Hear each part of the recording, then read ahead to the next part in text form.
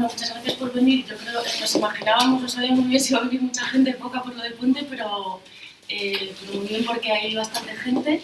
Y bueno, pues nada, voy a ser muy corta, simplemente agradecer a todos los ponentes. Por orden va a hablar primero Yubeli, secretaria de Solidaridad Internacional del Partido Comunista de Madrid. Después va a hablar Vanessa Angustia, senadora de Izquierda Unida en Marea. Y por último intervendrá Manuela Marín, que es dirigente del nuevo partido político de las FARC, Fuerza Alternativa Revolucionaria del Común, y miembro de la Subcomisión de Género de los Acuerdos de Paz de Colombia. Y agradecemos especialmente su presencia, bueno, pues porque tener una fuente de primera mano del conflicto colombiano pues es para nosotras una gran oportunidad de poder escucharla. Pero no solamente porque viene directamente de allí de Colombia, sino también porque es mujer y porque nos va a hablar del papel de las mujeres en el conflicto, que para nosotras es, creo que tenemos y vamos a aprender mucho. Pues tenemos el ejemplo también de las kurdas, ¿no? Y bueno, que nosotras a veces hablamos de cuál es nuestro papel en esto de la revolución. Y también nos va a hablar del papel de las mujeres, no solamente dentro de las FARC, sino también en los acuerdos de paz. Entonces, bueno, creo que eso, que es muy importante e interesante que sean todas mujeres las que nos van a hablar del conflicto, porque las mujeres en ese conflicto tenemos un papel súper importante, también porque las víctimas que muchas veces son de la sociedad civil, ¿no? Afectan más a las personas que son más vulnerables, y entre ellas pues las mujeres estamos ahí. Así que nada, sin más, pues Yubeli, cuando quieras. Vale, gracias. Muy buenas tardes para todos y todas. Para empezar, yo quisiera dar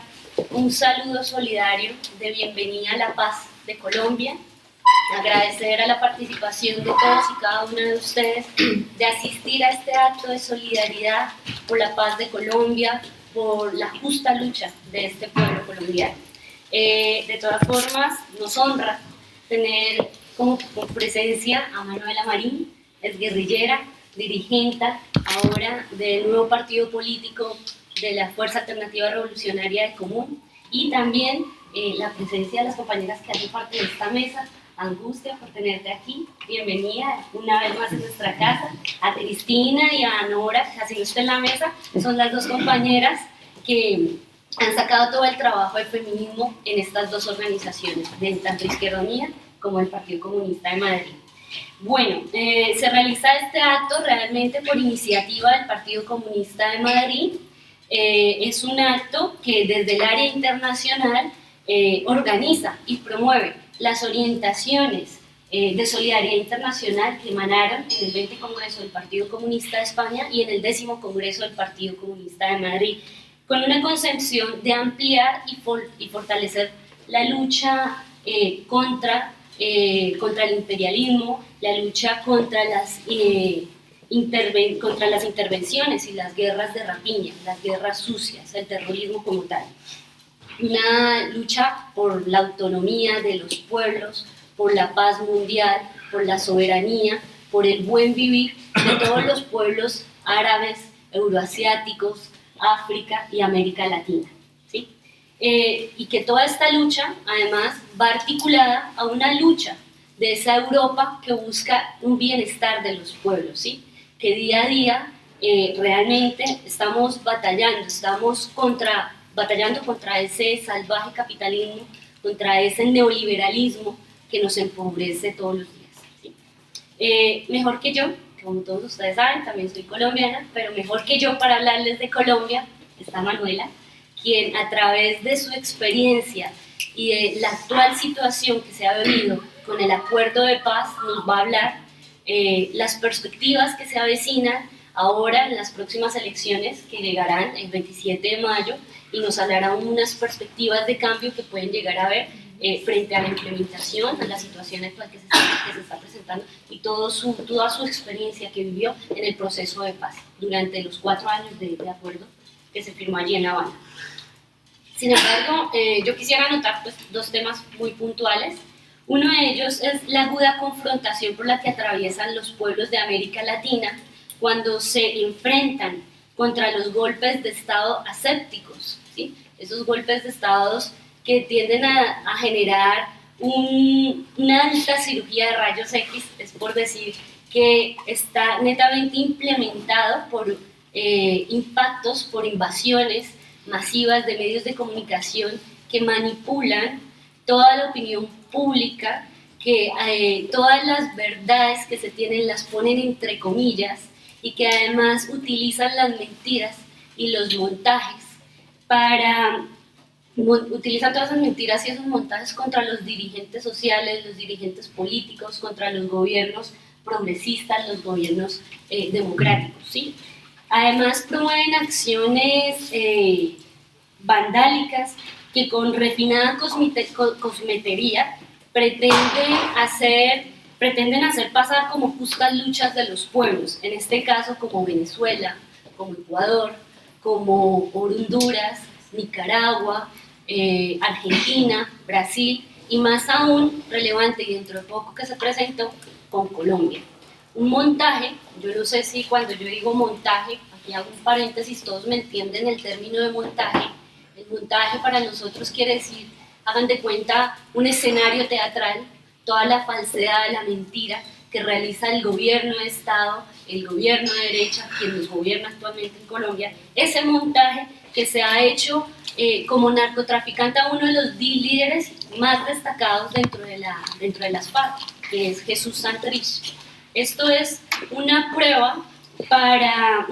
o son las claras acciones en las que nos demuestran en que nos quieren revertir o sencillamente nos quieren reventar todos esos anhelos de cambios que se esperan en toda Latinoamérica y el Caribe, todos esos anhelos de cambios y de paz que queremos construir en América Latina y el Caribe.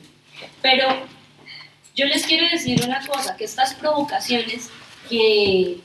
del imperio norteamericano intentan desarrollar contra nuestro continente, pues no van a pasar.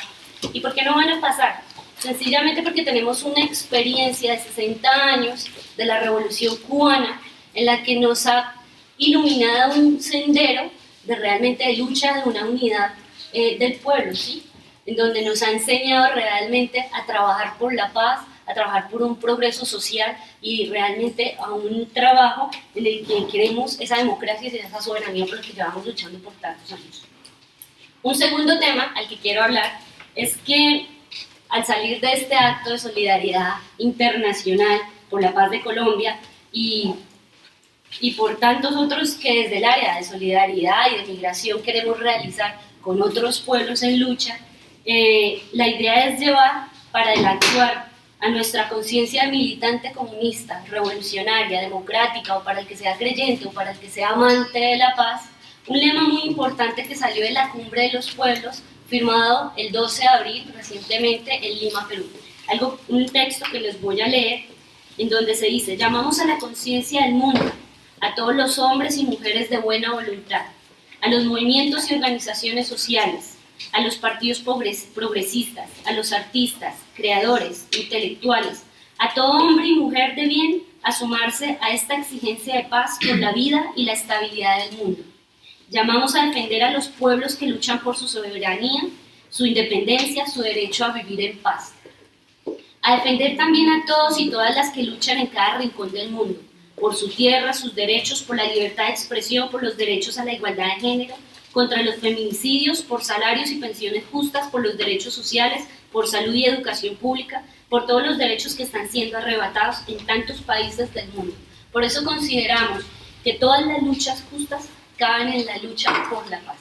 Y sin más, para no extenderme, porque yo sé que acá en este momento nos interesa escuchar a Manuela con toda su experiencia, le voy a dar la palabra a Angustia y ya escuchamos. Bueno, pues buenas. Un momentito. Sí, deciros, para luego la parte del debate, la gente que quiera hacer preguntas me pide un papel, ¿vale? Para entregarlas por escrito. Y estamos utilizando los hashtags Feminismo en Acción y Solidaridad con Colombia, ¿vale? Para petar el Twitter. Ya está.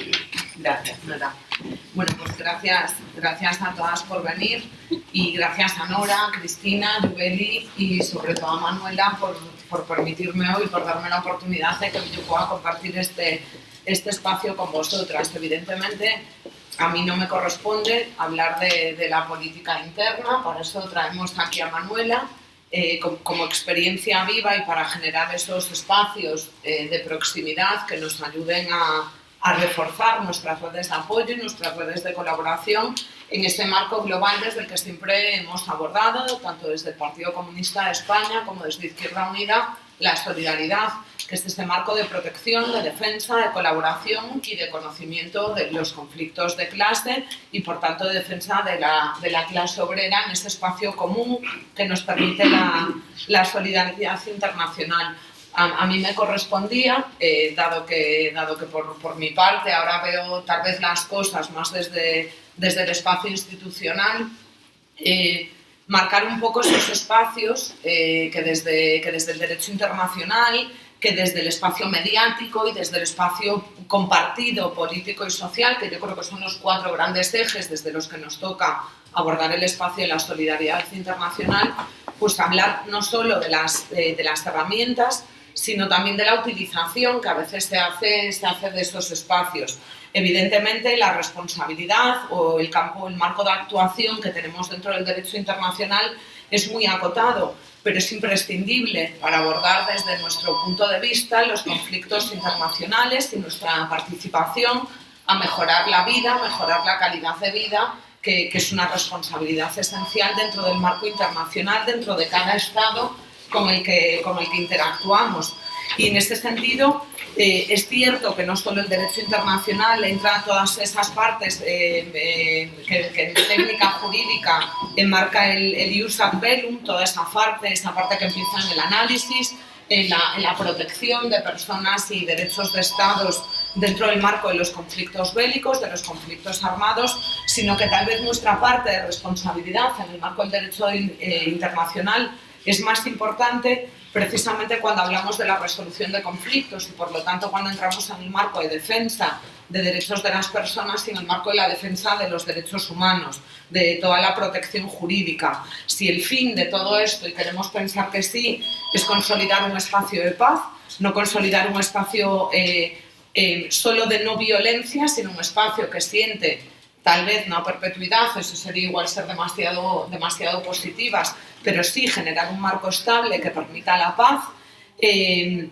deberíamos ir, si lo enfocamos entonces desde ese marco más allá de la ausencia de violencia, construyéndolo desde ese espacio de estudio de cómo evolucionan los conflictos, de cómo se reconfiguran los conflictos cuando entran el resto de agentes en juego, cuando entran los espacios mediáticos, cuando entran los espacios de relaciones gubernamentales, cuando entra el espacio político per se. Y, sobre todo, lo importante, o yo quiero pensar que todas estamos de acuerdo en que la parte más importante en la que figura el derecho internacional en la resolución de conflictos es en el derecho de las víctimas, en el derecho que las víctimas tienen a la garantía, a la reparación, a la justicia y en el derecho a la información. Por lo tanto, y en este caso en concreto, evidentemente, como en muchos otros, la responsabilidad que tiene la justicia para sentar las bases para las responsabilidades penales, las responsabilidades sociales que tiene quien ha cometido crímenes contra la población y, por lo tanto, crímenes contra la vida.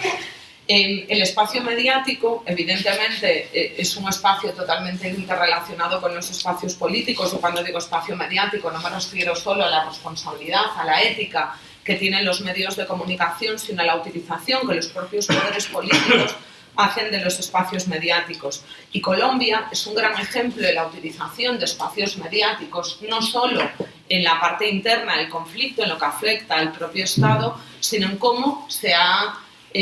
mediatizado el propio conflicto en los espacios internacionales. Habría que analizarlo, evidentemente, conjuntamente con el por qué se hace una utilización política y económica desde los espacios públicos que generan opinión, pero también hay una parte de responsabilidad ética que quien utiliza no solo medios de comunicación, sino poderes políticos y económicos, de cómo se utilizan esos espacios de difusión de masas. Y en un espacio global en el que creo que todas aceptamos o reconocemos ya la parte de politización, de manipulación política, de manipulación partidaria que se hace de esos espacios, Nos corresponde a nosotros no determinar la ética del periodismo, no determinar la ética pura de los gobiernos, pero sí que nos corresponde establecer el marco de denuncia, de identificación de cómo se utilizan esos poderes mediáticos y, por lo tanto, intentar resolverlos. Hay, yo creo, 3 manipulaciones o 3 usos interesados del espacio mediático en el conflicto en Colombia, que son, primero, el que se ha utilizado en todo el marco de América Latina, que es ese espacio de distraer, de a veces no ir a los focos del conflicto, que evidentemente son focos políticos y socioeconómicos, distraer con el conflicto armado,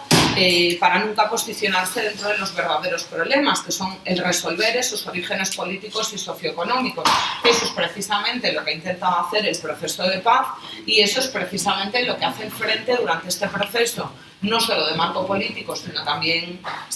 electoral en este problema. Y sería interesante también, aunque no me voy a detener en eso, pero creo que sí que hay que mencionarlo, porque es una clave estratégica a la que nos estamos enfrentando todavía en construcción, que es cómo se utilizan esos nuevos espacios mediáticos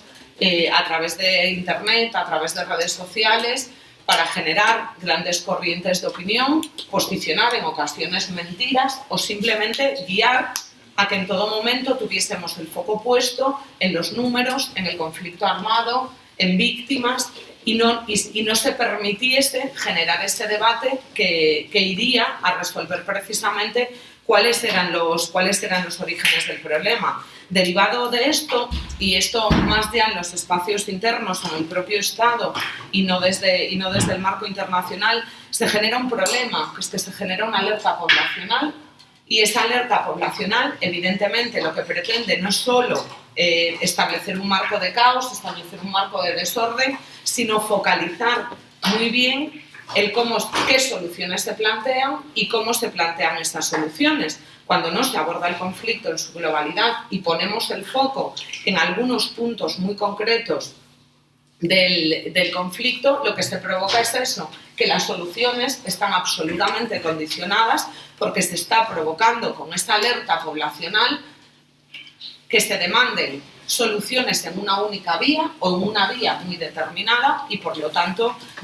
hubo un momento donde, por lo menos desde aquí, teníamos la total sensación de que no había voluntad gubernamental en Colombia de resolver el conflicto, sino de resolver el conflicto por las vías y con las conclusiones que a ellos les interesaba. Cuando se abandona ese espacio de seguridad democrática en Colombia, lo que intentaba es venderse una salida con concesiones totalmente ambiguas y con concesiones evidentemente no reales con la FARC. Y eso fue lo que lo que pasó durante mucho tiempo. ¿Cómo hacen esto? Pues a través de intentar guiarnos, de intentar utilizar la parte más emocional para anular la parte más reflexiva que debe de tener la solución y la salida política. Se delimitan espacios entonces entre la población como inconexos y se genera la población y en el marco internacional, esto sí que es muy claro, se genera una sensación en la población de que el espacio de resolución de conflictos no solo no son ellos partícipes, sino que además no hay ningún espacio de conexión entre la población y esos espacios que deben resolver el conflicto. Y para esto, evidentemente, se condicionan y se utilizan, ahora ya sí, con nombres y apellidos, los medios de comunicación más de masas, que tienen un público más heterogéneo, que pasa más por encima de las noticias, que en ocasiones incluso está desinformado, como estrategia de ese gran espacio de manipulación mediática. Evidentemente, el espacio más directo que tenemos y desde el que a veces erróneamente intentamos enfocar nuestra responsabilidad de solidaridad internacional es el marco institucional o el marco compartido entre lo institucional y lo político y social. El gran reto que tenemos para recuperar esas redes que siempre hemos mantenido de solidaridad internacional, de lucha conjunta y de defensa conjunta de la clase obrera, el reto más importante será posiblemente diferenciar muy claramente cuáles son los retos institucionales y cuáles son los espacios de actuación política y social que debemos de seguir, porque dentro del institucional hay un marco muy general en el que nosotros no podemos actuar, que son los marcos gubernamentales. Normalmente las relaciones internacionales desde los gobiernos se llevan en marcos secretos, se llevan en espacios de negociación absolutamente privada, y lo normal, además, cuando se dan relaciones internacionales entre gobiernos, es que esos grandes acuerdos que ya sí se nos dan a conocer sean acuerdos totalmente delimitados en el plano financiero, en el plano económico y en el plano empresarial. Por lo tanto, da la sensación, por una parte, de que esta implicación política no parece necesaria desde muchos espacios gubernamentales, pero sobre todo por ese carácter secreto que suelen tener esos marcos de conversación entre gobiernos. Lo desconocemos y por lo tanto tenemos muy pocas posibilidades de actuación. ¿Qué posibilidades de actuación nos dan los gobiernos dentro del marco institucional? Pues las relaciones parlamentarias. Pero es que los parlamentos no toman decisiones vinculantes en cuanto a la política internacional. Al no tener carácter legislativo, esos acuerdos evidentemente nos dejan muy poco marco de actuación, nos dejan tomar decisiones no vinculantes por no ser legislativas, tienen una escasa intervención en las políticas gubernamentales y por lo tanto lo único que nos queda es extrapolar esos grandes acuerdos políticos parlamentarios para primero dejar muy claro cuál es nuestro posicionamiento político como organización o como grupos parlamentarios al respecto y generar corrientes de debate, de opinión y de conciencia dentro de los espacios más públicos. Esto es difícil, por eso son importantes actos como estos en los que tenemos contacto directo y en los que además tenemos posibilidad de tener feedback, de tener interacción entre quienes venimos a exponer ideas y todas las personas interesadas en ello, porque desafortunadamente, además, los espacios mediáticos ni nosotros marcamos las agendas, ni nosotros marcamos muchísimas veces, evidentemente no nos corresponde las líneas políticas, pero lo que sí nos corresponderían serían los espacios en que los poderes mediáticos nos permiten expresar opinión y expresar posicionamiento político. No controlamos esas agendas y, por lo tanto, es importante abordar también el cómo nos relacionamos dentro de los marcos institucionales en las relaciones internacionales desde estos espacios que nos permiten generar red y, por lo tanto, no caminar como espacios alternativos, pero sí poco a poco ir introduciendo esta posibilidad de opinión y de generar conciencia. El marco político y social yo creo que es el marco donde siempre hemos pensado que teníamos que volcar absolutamente nuestros esfuerzos y, por lo tanto, intentamos, sobre todo con América Latina, abordar esos procesos desde la perspectiva de igualdad y desde la perspectiva de preocupación por la situación de la clase obrera y de la condición predominante que debería tener dentro de este marco de negociación concreto para marcar absolutamente un orden político, un orden económico y un orden social que no tenga vuelta atrás dentro de Colombia. En los últimos años parece que teníamos como una sensación de que algo estaba cambiando dentro del marco político de relaciones internacionales dentro de la Unión Europea, pero dos procesos no paralelos, aunque quieran hacérnoslos leer como procesos paralelos, cambian absolutamente todo esto. Parece que la Unión Europea ha vuelto a esta política de tutela, a esta política de superioridad, a esta política casi colonial con respecto a las relaciones con América Latina. Y además ha dado un paso más allá, que es que la Unión Europea ya no tiene el más mínimo pudor a posicionarse con esa derecha cruel, con esa derecha más radical de América Latina, que pretende volver a conquistar esos espacios de América Latina y, sobre todo, no tienen el más mínimo pudor al decirnos que los pueblos les dan exactamente igual y, en realidad, lo que le importa a la Unión Europea es la utilización de América Latina para fines económicos y para fines empresariales, absolutamente dentro de un marco de geopolítica tremendamente cruel que se olvida de los pueblos y que nos hace volver, pues, por lo menos 20 años atrás y que, por lo tanto, nos exige volver a reconfigurar también cómo nosotros atacamos este espacio del capital para romper las relaciones de tutela que se pretenden dar de nuevo. Era tremendamente importante no solo hacer esta revisión, sino además analizar nuestras políticas internas, analizar las desigualdades que se dan dentro del marco europeo para aprender y para crecer con nuestras compañeras de América Latina, teniendo un poco de humildad, porque nos hace falta un poco de humildad. Vivimos en un país con unas brechas salariales brutales de género entre hombres y mujeres, que llegan hasta el 39% en algunos casos. Seguimos teniendo tanto legislaciones que no responden a las mujeres, sino marcos que no nos protegen. Y la clave de cómo Colombia debe de ser un lugar al que tenemos que mirar las mujeres y a las que tenemos que mirar para construir espacios europeos ha sido precisamente la transversalidad de perspectiva de género que ha tenido el proceso. Nosotros no hemos sido capaces de eso. Nosotros tenemos ministerios que actúan como compartimentos estancos, políticas que todavía no se entienden. Seguimos teniendo absolutamente espacios machistas de educación, de sanidad, de cultura, de participación política, de participación pública. Y una cosa de la que deberíamos aprender a lo largo de todo ese proceso es precisamente cómo la perspectiva de género ha sido algo sustancial, no solo a cómo ha evolucionado el proceso de paz, sino a cómo se plantea la propia construcción del proceso, el propio marco en el que se van a evolucionar los acuerdos. Los orígenes del conflicto, evidentemente,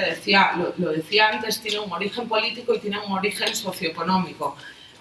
La vida de las mujeres ha estado marcada también en Colombia por la desigualdad social y por una vida ruralizada, que por lo tanto hacía imprescindible que su perspectiva no solo fuese contemplada, sino que fuese transversal absolutamente todos los espacios de acuerdo. De ahí esa subcomisión de género y de ahí la verdadera perspectiva transversal. Si vosotros revisáis ese marco de acuerdos, y Manuela lo contará mucho mejor que yo, cómo esa perspectiva transversal de la vida de las mujeres ha estado presente desde el principio. Pero además Colombia nos sirve para analizar también un marco global, que es el de la utilización de las mujeres en los conflictos armados, el de la utilización de las mujeres en la guerra. Cuando decimos que esto se trata de garantizar el acceso en igualdad a absolutamente todo, ellos le han dado una vuelta más allá. Las mujeres en los conflictos bélicos han pasado la violencia hacia las mujeres, la violencia sexual, la violencia económica, la violencia en la vida de las mujeres, el cómo se obliga a las mujeres a abandonar sus tierras y a veces sin contemplar absolutamente el derecho a retorno, la violencia que se ejerce hacia la vida de las mujeres cuando son las mujeres quienes se quedan después de haber perdido absolutamente todo su núcleo familiar por la guerra, después de rodearse de muertos, después de haberse rodeado de la imposibilidad de mantener vidas dignas adelante, por la imposibilidad de tener independencia económica, de tener acceso en igualdad a la educación, a la cultura, de tener derecho al acceso a la tierra en igualdad con los hombres. Se ha pasado de esa utilización de las mujeres en el conflicto a que la propia violencia hacia las mujeres sea una estrategia de guerra. Y eso, a posteriori, y evidentemente habrá que analizarlo desde este marco, pero Colombia ha sido uno de los ejemplos de cómo se pasa de que la violencia hacia nosotras sea una consecuencia del conflicto bélico a cómo se nos utiliza como una propia herramienta de guerra para destruir comunidades, para anular posibilidades de recuperación, porque somos nosotras las que nos quedamos para mantener las comunidades y para reconstruirlas una vez superado el conflicto bélico. Por lo tanto, era imprescindible esta perspectiva transversal, porque además, cuando las mujeres, a veces parece que es como un mantra que se repite continuamente, que no se puede gobernar el mundo sin la mitad del mundo, pero es que es así. Cuando las mujeres tienen independencia, cuando las mujeres pueden gestionar, cultivar sus tierras, cuando las mujeres tienen independencia económica, cuando las mujeres tienen vida pública, están integradas en la vida económica, social y cultural de un pueblo, esa sociedad evidentemente mejora. No solo crece de una forma diferente, sino que mejora, porque todas las partes de la sociedad están colaborando a construir esa sociedad y a social, económica y culturalmente permitir que esta sociedad avance en igualdad. la oportunidad que tenemos ahora con Colombia desde nuestro espacio, yo creo, no es solo la de ver cómo Colombia avanza en un proceso de paz y Colombia avanza para construir una sociedad diferente, sino que lo que tenemos que hacer es mirar con humildad cómo lo que está pasando en Colombia es que se rompe una brecha de desigualdad social, se analiza una perspectiva a la que todavía no hemos llegado, repito, muchísimas de nosotras, que seguimos enmarcadas en estos espacios que quieren ser espacios de tutela sobre América Latina, pero que sin embargo seguimos muy atrás. No hay absolutamente ningún espacio europeo, prácticamente no lo hay, donde hayamos avanzado con esta perspectiva de transversalidad, y lo que pretendemos desde nuestro espacio político y desde nuestro espacio social es, primero, hacer la reflexión de cómo debemos, lo decía Jubilee muy bien, cómo en nuestros últimos marcos de acuerdo, como en el marco de acuerdo dentro del Congreso del Partido Comunista, de la Asamblea Federal de Izquierda Unida, decidimos volver esa vista atrás y volvemos a revisar el por qué hemos descuidado o cómo debemos volver a construir esos espacios de redes internacionales de solidaridad de clase obrera, y cómo debemos además tener esta humildad dentro de los espacios de decisión que ocupamos y que tenemos además la fortuna en esta organización de poder ocupar, para presionar dentro de los espacios de poder político e institucional para mirar de otra forma y beber. Existen muy pocos marcos de debate como este dentro de los espacios institucionales. Por lo tanto, el deber que nosotros debemos tomar es precisamente reconstruir esos espacios de redes desde lo más próximo, que al final es donde se construyen los procesos y donde se enmarcan los acuerdos, en los espacios de proximidad, donde, como hacemos hoy con Manuela, venimos a que nos cuente primero las claves que han utilizado, segundo, el marcar el espacio en el que nosotros podemos apoyar la consecución feliz de este proceso de paz, y segundo, cómo lo aplicamos dentro de nuestros propios espacios con esa humildad imprescindible que no estamos teniendo de aprender cómo esos marcos transversales se han construido en Colombia y, por lo tanto, mantener esa red de proximidad para que podamos hablar, para que podamos debatir y para que podamos conocer muy de cerca la posibilidad de adaptar esos avances a nuestros marcos propios para seguir avanzando juntas. No son tan diferentes los problemas, a veces denunciamos solo en nuestros espacios, pero hay violencias ejercidas contra las mujeres en España y en Colombia que son comunes. Todas sufrimos violencia económica, todas seguimos sufriendo, aunque os parezca mentira, una desigualdad brutal de acceso a la tierra, todas seguimos sufriendo violencia sexual, inseguridad, etcétera, etcétera. Por lo tanto, tenemos que trabajar juntas, y aquí ya me salgo del marco totalmente político y hablo de esa sororidad, de ese espacio construido conjunto entre mujeres, que yo creo que es lo interesante de lo que estamos haciendo hoy con Manuela, y por lo tanto no le voy a dar ya más vueltas y que Manuela nos cuente todo lo que ha venido a contarnos. Muchas gracias.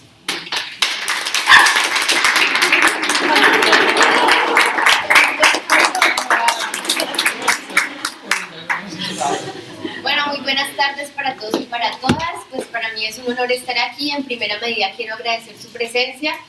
Quiero agradecer que dediquen un rato de su tiempo, no a mí, sino a la paz de mi país. Y decirles que para nosotros y para las comunidades más empobrecidas, esos hombres y mujeres que siguen allí resistiendo en el campo colombiano, lo más importante en este momento son estas expresiones de solidaridad y sobre todo de mucho interés, no solamente en conocer, sino también en cómo aportar a que esa paz que hoy está firmada sea una realidad. Supongo y estoy segura que la presencia de ustedes acá implica que conocen de Colombia, que conocen del proceso, seguramente no a profundidad, pero que sí estudian y están muy interesados en esa historia de mi patria. Sin embargo, he querido comenzar un poco haciendo un muy breve contexto de quiénes somos nosotros para saber con quién están ustedes hablando. Nosotros somos una insurgencia revolucionaria que es heredera de unas luchas muy antiguas que se han desarrollado en nuestro país. Realmente llevamos en nuestro país 500 años en guerra seguramente les es familiar una historia de un país que fue allí y nos colonizó hace 500 años, y a partir de ahí hay que decir que en mi país no ha cesado un solo día la guerra, que hemos tenido diferentes matices, que hemos tenido diferentes momentos, pero que la guerra sigue siendo la misma y es por la liberación y la emancipación de los pueblos que desde ese momento estamos sometidos. No quiero culparlos por eso, pero esa es la historia realmente. Esa misma guerra que tuvo diferentes momentos, siempre ha tenido como en su esencia, uno, por supuesto, la liberación, pero también la resolución de los conflictos por las vías que no sean justamente la violencia. Es por eso que nosotros las FARC no creó la guerra en Colombia, ni somos los responsables de la guerra en Colombia, sino somos más bien el resultado de todos esos fenómenos. Hacia los años 40 en mi país sucedieron unos momentos muy difíciles a esa etapa, una etapa de aproximadamente 10 años se le llamó en Colombia, y es que la etapa de la violencia. Imagínense de ahí en adelante cómo le podemos llamar, si esa fue la etapa de la violencia. Y esa etapa de la violencia tuvo mucho que ver con que los herederos de los colonizadores, que quedaron allí representados en dos grandes partidos tradicionales, que son el liberal y el conservador, luchaban en esa disputa por el poder, y esa disputa por el poder se tornó tan aguda que llegó a las armas. Y entonces comenzaron a asesinarse de un partido y otro. Es en ese momento en el que ya existían organizaciones políticas revolucionarias. El Partido Comunista en Colombia existía ya y se venía consolidando en algunas regiones, y se ve inmerso también, no solamente la población en general, sino las personas del Partido Comunista también inmersos en esa guerra desatada, muy injusta, en la que, no voy a decirles mentiras, las personas eran asesinadas y llevaban el color de la camisa de un partido distinto. Es decir, si tú pasabas por un pueblo liberal con una camisa azul, te asesinaban. Y si pasabas al contrario por un pueblo conservador con una camisa roja, te asesinaban. No estoy exagerando, esa es la realidad de mi país, y desde allí, desde ese embrión de la guerra, podemos decir que hoy en Colombia se sigue naturalizando la violencia, y es por eso que siempre hay una justificación para asesinar. Entonces, ese proceso muy fuerte que sucedió en los 40 hizo que esos destacamentos, los destacamentos, si se quieren, más beligerantes de estos grupos liberales que pretendían liberarse no solamente del yugo aún de la colonización, sino también proteger las tierras y esos cultivos y el terruño que habían venido construyendo con tanto esfuerzo, y que amenazaba ser arrasado, porque el Partido Conservador en mi país seguramente es el partido que está ligado más al latifundio y a esas grandes propiedades de la tierra que se amasan día a día pero que no producen nada. Es por eso que algunos de esos destacamentos liberales, entre esos uno muy importante que terminó siendo muy importante para la historia de nuestro país, un destacamento liberal encabezado por Manuel Marulanda Vélez, que fue el fundador de las FARC, que no era comunista en ese entonces, venía de una familia liberal, tiene que irse a la montaña a defender su vida. Y se va a la montaña con su familia entera y con muchas otras familias a protegerse y a resguardarse. Otros destacamentos ya comunistas también hacen lo mismo en otras regiones. Y se configura entonces allí un ejercicio que se llamó un ejercicio beligerante y de defensa que se llamó las autodefensas campesinas, que estaban, como su nombre lo indica, en los territorios defendiendo su vida de la agresión. No era otro el objetivo, decía el camarada Manuel, nuestro fundador, en sus inicios, que ellos luchaban por proteger su tierra, sus marranos o puercos, como le llaman acá, cerdos, y las gallinas. Ese era el objetivo revolucionario que tenían esos destacamentos, vivir y proteger eso que era lo único que poseían. Pero eso se fue configurando de manera más fuerte, y la respuesta del régimen, en ese momento ya aliado con el régimen norteamericano, fue una arremetida sin precedentes contra esos destacamentos, que hizo que finalmente algunos destacamentos liberales con los comunistas se unieran. Y es por eso que termina el fundador nuestro, Manuel Marulanda Vélez, sumándose a los destacamentos comunistas, y a partir de ahí se va desarrollando la guerra en otras dimensiones. Ellos tienen que irse de las regiones que habitaban a fundar, si se quiere, otros destacamentos, y es allí cuando se instalan en la zona llamada Marquetalia, que es una región al sur del país, allí donde nació las FARC. Y en el año 64 toman entonces la decisión los dirigentes en ese momento, revolucionarios comunistas, de dar un salto cualitativo en la lucha a partir de las necesidades que se presentaban. Es decir, la respuesta del régimen sigue siendo violenta, sigue siendo más represión, y entonces dicen aquí el carácter de la autodefensa campesina queda limitada y pasamos a una siguiente etapa, a una fase superior de la lucha que se llama la guerrilla o la insurgencia armada, que ya no solamente defiende su tierra, sus marranos y sus gallinas, sino que ahora queremos el poder político para nuestro país. Eso obviamente en resumidas cuentas termina convirtiendo todo ese proceso de 500 años en una guerrilla insurgente que se cualifica cada vez más y que recibe en ese momento en Marquetalia uno de los grandes operativos sin precedentes en la historia de la humanidad contra 48 personas. Los fundadores de las FARC son 46 hombres, 2 mujeres, que son quienes dejan a sus familias resguardadas y se adentran en la montaña ya a defenderse de un operativo de 5.000 efectivos del ejército norteamericano. Por supuesto, contar eso así parece una película,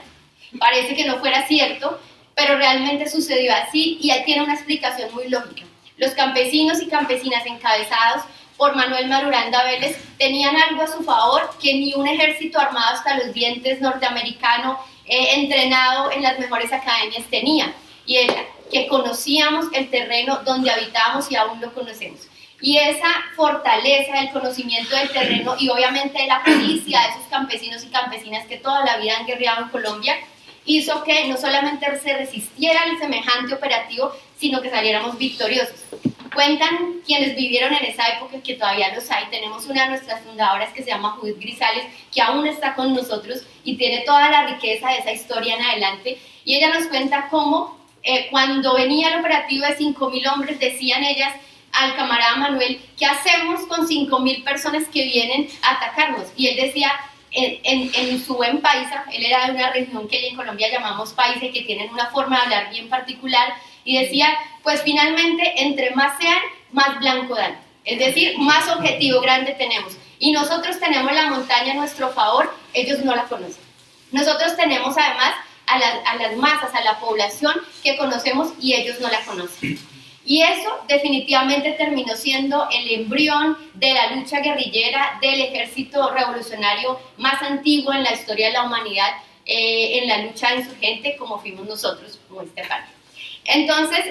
es un poco para contar de dónde salimos, porque muchas veces a partir de los medios de comunicación, a pesar de que tengamos una mente crítica y busquemos fuentes, no hay muchas fuentes que nos cuenten esa verdad. Y a veces se queda marcado en la conciencia de la gente que los guerrilleros y guerrilleras somos seres extraños, que seguramente llegamos en un ovni a las selvas de Colombia y que no venimos de ningún lado, no tenemos arraigo en ninguna parte, pero que además no tenemos ningún objetivo político y mucho menos que le damos una gesta tan importante como esa gesta libertaria en Colombia, que también se ha dado en toda América Latina. Así nacimos y a partir de ahí se inicia toda una batalla por la liberación nacional, toda una batalla por la construcción de una Colombia distinta, una nueva Colombia, como le llamamos nosotros, que ha tenido diferentes momentos, que todos tienen una característica similar y es la que quiero resaltar, y es la intención y la vocación histórica de nuestro partido en armas en función de la solución política al conflicto. Esa ha sido una bandera fundamental, está en nuestros documentos constitutivos. En ese primer documento que lanzamos a la opinión pública, que se llama aún el Programa Agrario de los Guerrilleros de Marquetalia, y donde planteamos efectivamente que esa es la solución, que no quisimos llegar a la guerra, que la guerra es lo más desastroso para cualquier sociedad, pero que nos vimos abocados a ella, porque si no, no podíamos sobrevivir en un país como el nuestro. O era irnos a la guerra, o era resignarnos a que nos sigan dominando los mismos y a tener la misma injusta sociedad que tenemos. Y por supuesto los revolucionarios y las revolucionarias siempre escogeremos la vía sí, más difícil, más dolorosa, pero la vía de la lucha. Es por eso que en todos los momentos en que fue posible entrar en un ejercicio de diálogo con los gobiernos de turno lo hicimos. Tuvimos 4 intentos de conversaciones, todos ellos frustrados. Hay que decir que tuvimos uno muy importante en los años 80. Yo aún no estaba allí, pero pues estaban los camaradas con plena disposición, como históricamente lo hemos estado, de llevar a la mesa de conversaciones unas propuestas que permitieran no una solución a nuestro problema como guerrilleros y guerrilleras, sino que permitiera una solución y un avance, por lo menos en términos de democratización del país que tenemos. Ese proceso se dio, se le conoció el acuerdo de la Uribe, a un texto en el que firmamos con el gobierno nacional. La Uribe es una región de Colombia que es un bastión, digamos, de la resistencia colombiana, que queda en un departamento en el MED, que se llama el MED. En esa región se firmó un acuerdo y ese acuerdo implicó la creación de una organización política abierta, legal, en la que toda la militancia fariana participaría ahora del ejercicio electoral abierto. ¿Cuál fue la respuesta del régimen? El genocidio más grande que conocemos en la historia de Colombia, que se llamó el genocidio contra la Unión Patriótica, fue el ejercicio democrático que lanzamos. Fueron 5.000 dirigentes, hombres y mujeres, asesinados uno a uno sistemáticamente. Los campos y sobre todo los pueblos en Colombia fueron un cementerio vivo día a día. Y entonces quienes estaban en ese momento dirigiendo el partido vieron cómo uno a uno esas personas fueron cayendo. Y por supuesto, no solamente quienes militaban en la Unión Patriótica, sino también muchos dirigentes y muchos líderes y lideresas de las regiones afines también a las transformaciones de Colombia fueron asesinados, muchos de ellos fueron desplazados. De hecho, algunos vinieron a algunos países de Europa a refugiarse en esa época, y quienes no se refugiaron tomaron la decisión en ese momento de devolverse a la montaña, volver a empuñar las armas y volver a reconstruir un ejército revolucionario. Tarea nada fácil, después de que nos acabaron una generación completa de dirigentes. Es decir, aquí no estamos hablando de 5.000 personas al azar que asesinaron, estamos hablando de un asesinato sistemático y dirigido a líderes y lideresas, y por supuesto eso implica la desvertebración de cualquier partido. Pero ese espíritu de lucha continuaba, nosotros seguimos. Afortunadamente algunos de nuestros dirigentes sobrevivieron a ese genocidio, volvieron al monte, inicia entonces la reconstrucción de un ejército que en ese momento tenía algunos destacamentos muy fuertes en algunas regiones del país, pero que en ese momento se planea e inicia el despliegue a cubrir todo el territorio nacional. A partir de los 80 entonces comienza ese despliegue estratégico y comenzamos a desarrollar. Después del 82, que tuvimos un evento colectivo muy importante que nosotros le llamamos la conferencia, es como el congreso del partido nuestro, y se despliega entonces a partir de ahí el plan estratégico militar y político, que tenía dos objetivos fundamentales, y era construir un ejército revolucionario capaz de avanzar sobre la región más importante del país, sobre el centro del país donde queda la capital, pero al mismo tiempo construir las condiciones insurreccionales que permitieran de la mano llegar a ese objetivo estratégico que era la toma del poder. Esto se desarrolla hasta los 90. En los 90, hay que decir, tenemos una fortaleza militar enorme, tenemos algunos operativos muy importantes que se desarrollaron allí, y entonces llega al gobierno un señor representante del Partido Conservador en los 90 y dice: vamos nuevamente a conversar. Más o menos en Colombia esto ha sido cíclico, en 10 años, cada 10 años una negociación frustrada, y ahí vamos. Esperamos que esta sí no lo sea. Y en los 90 se da un proceso llamado el proceso del Caguán, que fue otra región ya en el departamento del Caquetá, muy al sur del país. Allá se despejan 4 municipios para que podamos sentarnos a discutir con el gobierno, y hay que decir, en esa negociación no avanzamos nada. Avanzamos en términos con el gobierno, nada. Avanzamos en términos de la sociedad civil bastante, en la medida que logramos acercarlos a partir de unos ejercicios democráticos a construir con nosotros las propuestas, pero al llegar el momento de discutir con el gobierno no se pudo ni siquiera en un punto tener un acuerdo parcial. A pesar de eso mantuvimos ese ejercicio durante varios años, hasta que el gobierno del presidente Andrés Pastrana, de manera unilateral, decide romper la mesa de conversaciones, romper la zona de despeje, y comienzan los bombardeos masivos en el sur del país, que acabaron no solamente con vidas de nuestros camaradas, acabaron con vidas de los campesinos y campesinas, pero además acabaron con un ejercicio que se había hecho en esa zona, y era construir con las comunidades, si se quiere, un plan piloto de desarrollo del campo. Habíamos construido puentes, carreteras, escuelas, puestos de salud, y uno a uno esos puestos fueron bombardeados, incluyendo los puentes que hacían que incluso los carros y las personas del Estado pudieran pasar por aquí. Es decir, mostraba ese odio no solamente de clase, sino ese odio hacia cualquier ejercicio que tuviera que ver con el desarrollo autosostenible y el desarrollo autónomo de la población en regiones que, hay que decir, jamás conocieron al Estado de otra manera, sino a través de bombas y de ejército violento. Después de ese ejercicio, entonces, bastante difícil, complejo para el pueblo, inicia pues otra etapa de guerra. Esa etapa de guerra va a ser muy significativa para América Latina porque es cuando se implementa desde el Pentágono el Plan Colombia, que tuvo un componente militar específico que se le llamó el Plan Patriotas, que se desplegó sobre todo por el centro del país, efectivamente por donde nosotros habíamos definido el plan estratégico. Por ese mismo corredor del país, el centro, es decir, la cordillera oriental de Colombia, se desarrolla el Plan Patriotas, que finalmente tuvo una duración de más de 10 años. Termina el periodo del presidente Andrés Pastrana y el Estado decide empoderar al sector más recalcitrante, más peligroso y más violento que tenemos en Colombia, que es esa extrema derecha paramilitarizada, y decide entonces que ya la burguesía no va a gobernar en ese periodo, sino que le va a entregar directamente el poder a una persona que representa sus intereses. Llega el señor Álvaro Uribe Vélez al poder y desarrolla ese Plan Patriotas, que tenía como objetivo la misma doctrina Monroe que llevábamos de hace muchos años implantando en América Latina, que esa de quitarle el agua al pez, que no significa otra cosa que asesinar sistemáticamente a la población alrededor de nosotros, que de una u otra manera era fin a nuestros principios, pero también que era, si se quiere, el sostén logístico, económico, político de la insurgencia. Esa etapa fue una de las más dolorosas recientes de nuestra historia, y terminó con no solamente 4 años, allá el gobierno presidencial es de 4 años, no solamente 4 años, sino que el tipo se reeligió y fueron 8 años de guerra sucia y de terror con la bandera y el objetivo de acabar con la insurgencia. Terminado ese periodo, por supuesto golpeados, por supuesto con un cambio de táctica, eso nos implicó transformaciones en nuestra vida cotidiana, en un ejercicio de disciplina mucho más potente, en un ejercicio de dislocar la fuerza mucho más, es decir, en términos militares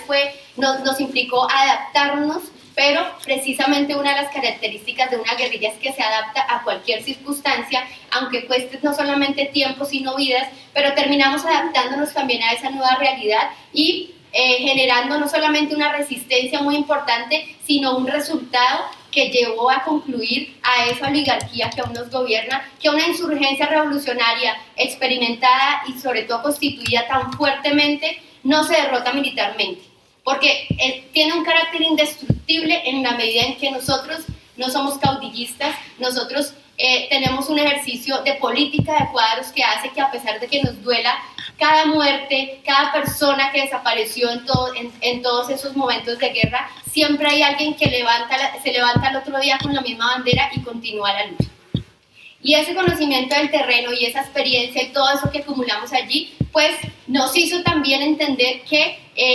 la vía de la guerra, sí, efectivamente nosotros la podíamos continuar, pero que las vías de la guerra también se agotan. Son ejercicios que se agotan y son métodos que llegan a su momento en el que pueden prevalecer en el tiempo, pero que no hay resultados de ningún otro lado. Nosotros no ganamos la guerra, pero el gobierno tampoco nos la ganó.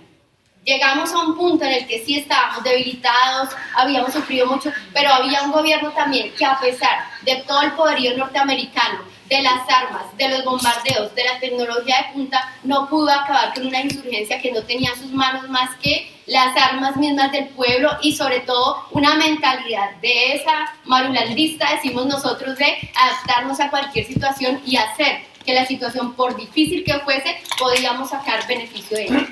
Es por eso, y en ese marco quise contarles esa historia brevemente para entender entonces cómo fue que llegamos a La Habana. Es decir, esto no fue un momento pasivo de toda nuestra historia en el que a algún presidente se le ocurrió irse para La Habana a conversar, sino fue en el marco de todo eso y de resultado de tantos años de guerra en que ellos se sientan a pensar además en enormes necesidades económicas que tienen también, porque tienen muchos convenios internacionales que les exigen también, por ejemplo, entrar a territorios en los que el Estado jamás podía entrar si estábamos nosotros. que les exige también la explotación de algunos recursos naturales que hoy no se han explotado gracias a la resistencia, no solamente de nosotros con las armas, sino de la población organizada con la que coordinadamente trabajamos. Todo eso, todos esos elementos son los que confluyen en un punto determinado en el que la burguesía nuevamente retoma el poder en cabeza de Juan Manuel Santos y decide ir nuevamente a una mesa de conversaciones. Duramos 2 años en un proceso exploratorio, en un proceso de discusión de qué manera lo íbamos a conversar, dónde lo íbamos a hacer, cuál iba a ser la agenda. Hay que decir que la primera impresión que se tuvo desde la delegación que se envió a esa conversación es que el gobierno pretendía presentarnos o proponernos mejor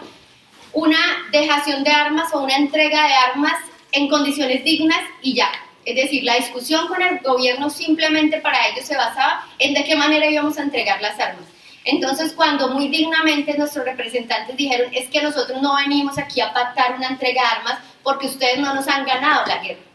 Nosotros tampoco, pero ustedes no.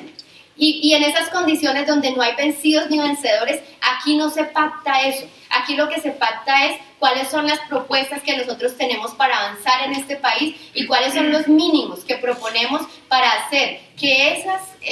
condiciones objetivas que generaron la guerra y esas reivindicaciones que todavía existen hoy en Colombia, o sea, ese problema de la tierra desde los 40 sigue hoy vigente en Colombia. Todavía no tenemos reforma rural integral, todavía no tenemos formalización de la tierra, todavía en el campo colombiano no hay luz eléctrica, no hay agua potable, no hay escuelas, no hay puestos de salud y hay muchos campesinos y campesinas que nosotros no nos los imaginamos, vivimos con ellos y caminamos con ellos por esas montañas, no saben qué es la internet.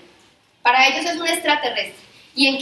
qué siglo estamos? Para que ustedes un poco entiendan lo complejo del panorama en el campo colombiano y por qué esa lucha justa por la tierra y por la causa agraria vive vigente aún hasta nuestros días. Es por eso que, parados nosotros en esas posiciones, exigimos al gobierno entonces discutir una agenda que fuera mucho más allá del problema de dejación de armas y finalmente después de 2 años logramos entonces, no solamente nosotros, sino la presión de las organizaciones sociales que sabían que se estaba haciendo una etapa exploratoria y que comenzaron a partir de la movilización, hubo movilizaciones agrarias campesinas muy fuertes en Colombia, impulsando a la conformación de la Mesa de La Habana. Y finalmente, después de 2 años, logramos acordar 6 puntos para discutir. El primero, reforma rural integral. El segundo, participación política. El tercero, fin del conflicto. El cuarto, sustitución de cultivos de uso ilícito, es decir, marihuana, coca y amapola. El quinto, víctimas, y en él todo el panorama de justicia. Y el último, implementación del acuerdo. Esos fueron los 6 puntos con los que arrancamos a discutir en La Habana. La idea fue entonces trasladarnos a una región. Quisimos nosotros que la discusión fuera en Colombia para permitir que la población colombiana estuviera más activa, pero el gobierno se negó rotundamente y entonces se escogió el territorio cubano, que hay que decir siempre, históricamente ha estado también aportando a esa construcción de paz en Colombia más que seguramente ningún otro país en el mundo. De hecho, como siempre, los que menos tienen son los que más dan. No solamente nos ofrecieron su casa, su asesoría, su apoyo, sino todos los medios técnicos y económicos que ellos pueden dar. Es por eso que nos fuimos para La Habana e iniciamos un proceso de conversación que ya duró 4 años. Iniciamos discutiendo esos 6 puntos de la agenda y ahí quiero mencionar algo muy importante y es que en esos primeros puntos de la agenda jamás estaba mencionado de manera particular el tema de mujer y género. Es decir, no existía para las 2 delegaciones aún esa posibilidad. Nosotras, bueno, luego les cuento un poco internamente cómo hemos dado esa lucha, pero veníamos como construyendo también desde distintas latitudes. Nosotros por ser una insurgencia irregular, teníamos presencia en todo el territorio nacional, pero yo no conocía a mis camaradas de ninguna otra región. Yo conocía a las camaradas solo con las que trabajaba. Sabía que existían, pero no habían formas de comunicación que nos permitieran intercambiar, por ejemplo, sobre esos temas. Entonces, cuando llegamos a La Habana, inició ese ejercicio también de comunicación interna y para nosotras era supremamente importante que se tuviera en cuenta hay que decir que en ese momento no éramos tan ambiciosas, nosotras no sabíamos que íbamos a poder construir una subcomisión de género, estábamos luchando para que al menos las reivindicaciones propias de las mujeres insurgentes se discutieran en la mesa, pero tuvimos la fortuna de que el movimiento de mujeres y feministas en Colombia se consolidó tanto en ese momento y se activó tanto en ese momento en función de la paz, que bombardeó la mesa de conversaciones con propuestas, sugerencias, inquietudes, llamadas, correos electrónicos, y que en cada ejercicio que se hacía de participación ciudadana, en cada uno de los puntos de la agenda, llegaban masas de mujeres con cantidad de propuestas y a grito herido exigiendo estar en la mesa de La Habana. Por supuesto, eso para nosotras era muy significativo y nos permitió también internamente aquí en las delegaciones dar la discusión. Finalmente, ya llevábamos 2 años de conversaciones en los que ya se había discutido y teníamos unos acuerdos parciales en el punto 1, 2 y 4, es decir, ya en reforma rural integral nos habíamos puesto de acuerdo en muchas cosas, nos faltaban algunas salvedades, igual en participación política, igual en sustitución de cultivos, y es en el año 2014 entonces donde nosotras, hay que decirlo, también fuimos de cierta manera oportunistas, en el buen sentido de la palabra, porque se iniciaba en ese entonces la discusión del punto 3 de la agenda fin del conflicto, que por supuesto era uno de los temas más sensibles, no solamente para el país, sino incluso para nosotros mismos, porque tenía que ver de cómo íbamos a dejar las armas, por ejemplo, de qué manera iba a ser ese proceso, en qué tiempos, con respecto a que el gobierno entregara, es decir, había una cantidad de cosas que te pasaban además por las cuestiones técnicas, que pasaban además por las cuestiones propiamente militares en función de dónde estamos ubicados nosotros, dónde nos podríamos ubicar para hacer ese proceso. Y entonces la mesa decide que por ser un tema tan técnico, tan complejo, que requiere tanta especialidad, convoca entonces a militares expertos colombianos del ejército y de la policía, y traemos nosotros a comandantes nuestros expertos en el terreno, en inteligencia, en operaciones militares, para que se sentaran a discutir la forma de resolver ese punto del fin del conflicto. Es cuando nosotras decimos, bueno, tenemos una habitación en La Habana repleta de documentos de las mujeres, tenemos correos abarrotados, tenemos una cantidad de propuestas que no sabemos de qué manera incluir, nuestro tema también es importante, nuestro tema también es profundo y nuestro tema también requiere especialidad. Entonces, si se va a crear, bueno, para el fin del conflicto ellos deciden que ese grupo de militares y guerrilleros, nuestros comandantes, se conformara como una subcomisión de fin del conflicto. Y decimos nosotras entonces, ¿por qué no creamos entonces nosotras una subcomisión de género? Es por eso que la subcomisión se llama subcomisión y no de otra manera. Ese fue el aspecto, decimos nosotras siempre, oportunista positivamente, para decir, con esa figura también podemos nosotras trabajar. Entonces, el 7 de septiembre del 2014, instalamos la subcomisión de género de La Habana,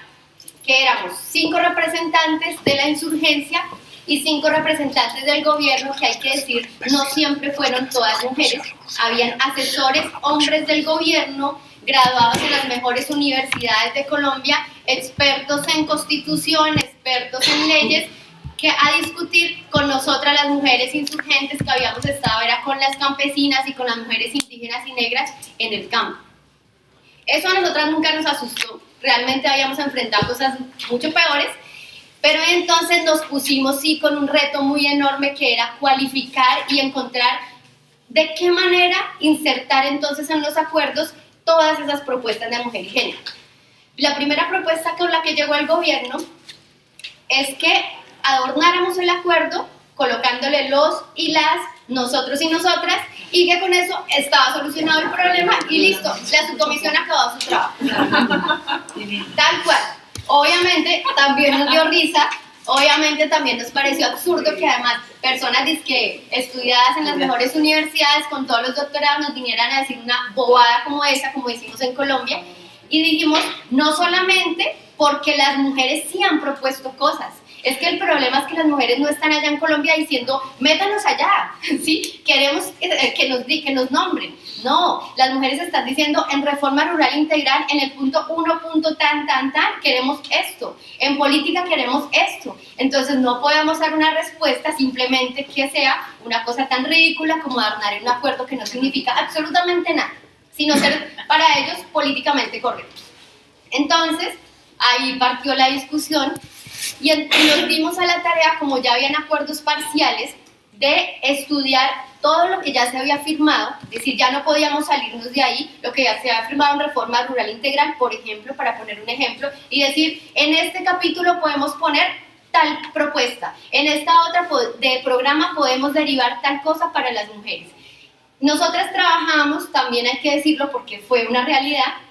ojalá no le pase a ningún conflicto en el mundo, que a pesar de que la comisión estaba instalada, nosotras no teníamos un lugar específico de discusión, ni un momento específico. La subcomisión técnica, por ejemplo, decían, hoy trabaja la subcomisión técnica y esa es su oficina. Nosotras jamás, porque cada una de nosotras pertenecía al mismo tiempo a otras comisiones, a las que también tocaba ir a trabajar y responder por el plan de trabajo que teníamos. Incluso algunas teníamos 3 comisiones más la subcomisión de género, y en todas ellas habían responsabilidades. Entonces a nosotras nos tocaba en el tiempo extra, muy en las horas de la madrugada o hasta altas horas de la noche, es decir, el enfoque de género nos sugirió muchas ojeras y pérdidas de pestañas, porque los horarios en los que nos tocó trabajar fueron esos,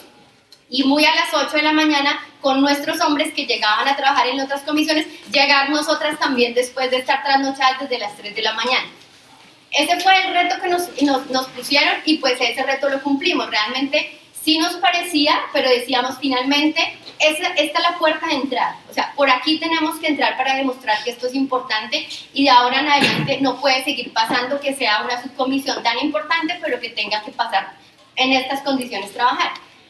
Así trabajamos, revisábamos entonces cada una de las delegaciones, todos los puntos que ya estaban, poníamos allá en una pantalla gigante y cada una de nosotras iba haciendo un ejercicio de haber estudiado previamente unos documentos y apuntar allí y borrar allí. Obviamente eso no lo hicimos solas, jamás lo hubiéramos logrado. Nos entonces llenamos de inmensas asesorías de organizaciones de mujeres y lideresas que tenemos, incluso en otras regiones del mundo que se aprestaron a ayudarnos, que son expertas en determinados temas. Entonces, por ejemplo, para el tema agrario, charlamos con las compañeras guatemaltecas que ya habían hecho un ejercicio parecido, igual con las salvadoreñas, y nos sentamos a mirar de qué manera podríamos insertar todo esto allí. Fue un trabajo bastante dispendioso, insisto, que nos quitó bastante sueño, pero que finalmente llegábamos a la mesa de conversación ya con las mujeres y los hombres del gobierno que eran de la subcomisión y nos sentábamos ya a discutir sobre documentos elaborados. La respuesta del gobierno frente a cada propuesta que nosotros hacíamos siempre era la misma. No, eso no se puede. Entonces allí salían los expertos a decirnos la Constitución no lo permite, eso le quita la esencia al acuerdo, bla, bla, bla. Entonces nos gastábamos 2 o 3 días recibiéndonos para pararnos de la mesa, seguramente como pasaba en las comisiones plenipotenciarias, nos parábamos de la mesa sin ningún acuerdo. Pero luego, digamos que esa fue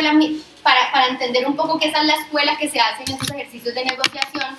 es la técnica que utilizan los gobiernos, en ese caso quienes tienen el poder cuando están dialogando con otras personas para desmotivar y desgastar la negociación, para finalmente tener que decir sí, está bien, esto sí lo podemos insertar aquí, después de mucha resistencia y de mucha paciencia, lo podemos insertar aquí de esta manera, pero no nos gusta esta palabra, entonces nosotras cada una tenía un diccionario aquí, la Constitución aquí, un documento de asesoría aquí, es decir, lo bueno era que dividíamos las funciones pues para tampoco agobiarnos o si no hubiésemos enloquecido. Pero además nosotras teníamos el enorme impedimento que no podíamos ir a Colombia y entonces las mujeres del gobierno, si terminaba cada ciclo, se iban a Colombia y tenían la posibilidad de intercambiar con expertos, expertas, consultaban otras organizaciones. A nosotros nos tocaba vía Skype con un internet en La Habana, que ya se imaginarán lo complejo que es, que se nos caía cada 5 minutos y que nos tocaba la madrugada, es decir, todos los problemas técnicos del mundo para poder recibir apoyo y asesoría. Pero finalmente lo hicimos,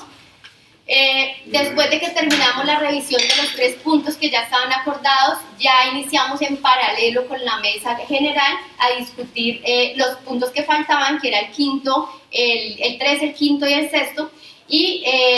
finalmente presentamos un documento después de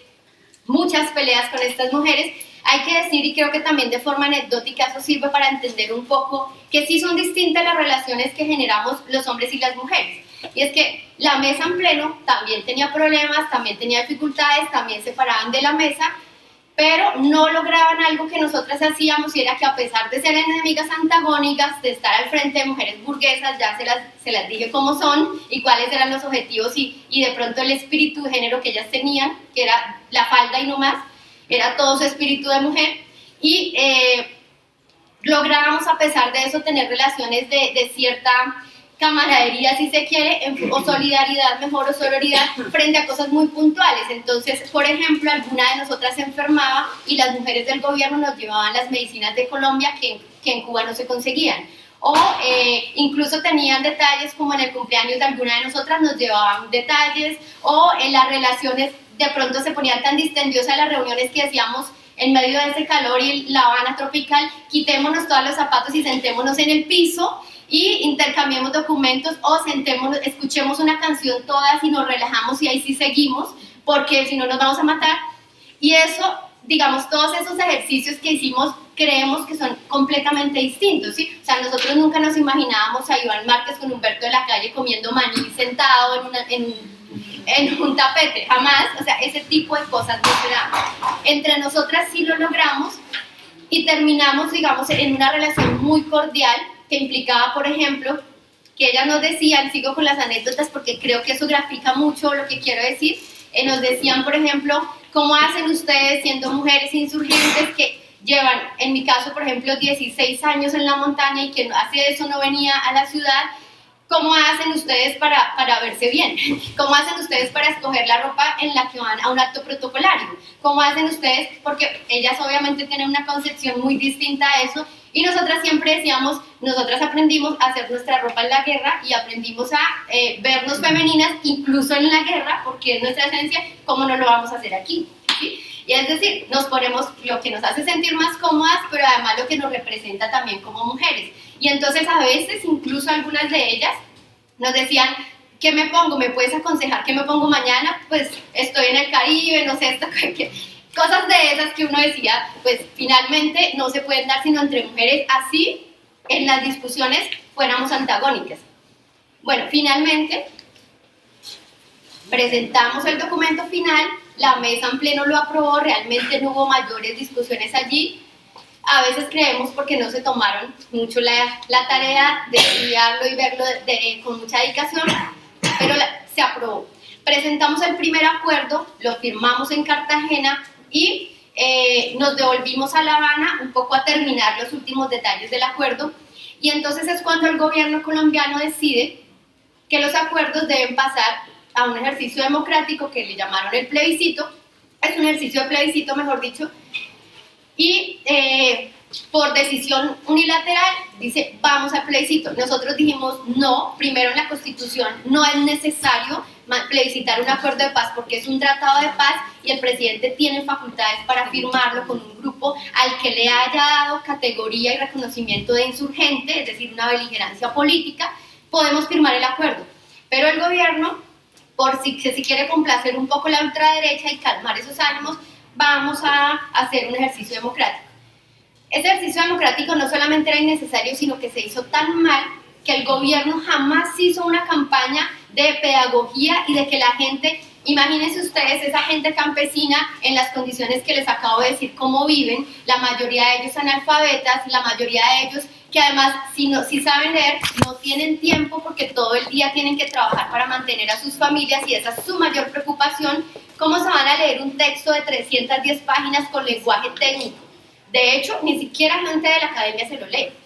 Mucho menos estas personas que son la mayoría de la población en Colombia, o los obreros y las obreras que se levantan en Bogotá todos los días a las 5 de la mañana y llegan a las 10 de la noche a su casa a pensar qué le doy de comer mañana a mis hijos. Por supuesto que son personas que no se van a leer, y mucho menos en internet, como salían los eslogan del gobierno: léete el acuerdo de paz, aquí está el acuerdo de paz en este link. La gente ni sabe qué es un link, sí, con decirles eso. Porque esas son nuestras realidades, y es por esas necesidades que decimos es que hay que transformar estructuralmente el país. Y entonces les dijimos: si vamos a hacer el plebiscito, vámonos las 2 delegaciones, vámonos las 2 mujeres de la subcomisión, la del gobierno y nosotras, a contarle a las mujeres en Colombia qué fue lo que firmamos. Y vamos también a contar qué fue lo que hicimos en lo de reforma rural integral. Vámonos al campo. Que nosotros además tenemos la enorme posibilidad de que hemos interlocutado históricamente con esos sectores. El gobierno no. El gobierno en Colombia no sabe cuánta tierra tenemos, porque no tenemos un catastro. El gobierno no sabe en Colombia dónde está la frontera agrícola, porque no ha aparecido, nunca ha ido a los territorios por donde nosotros sí caminamos todos los días, y para saber desde dónde la gente está rompiendo la selva para construir fincas y cultivos. No lo saben. Entonces les decíamos: vamos juntos, y además damos ese mensaje de que estamos trabajando de manera colectiva. La respuesta, como siempre, fue: no, eso no se puede. Entonces se lanzaron al ruedo a hacer un plebiscito sin campaña institucional seria y sin que la gente conociera el acuerdo, mientras que la ultraderecha sí hizo una campaña con todo el dinero posible, con los medios de comunicación que son a su favor, incluso algunos del grupo Prisa, y que tienen un formato además y toda una intencionalidad política. Y entonces nos damos cuenta nosotras, esto para decirles que fue también una enorme sorpresa, que los medios de comunicación jamás hablaron del trabajo que hacía la subcomisión, a menos de hacer una mención cuando, por ejemplo, alguien importante nos visitaba. Pero cuando vino la campaña por el plebiscito, por el no, resulta que el caballo de batalla de esa campaña ultraderecha fuimos nosotras, y fue contra el trabajo que nosotras hicimos. Entonces, no solamente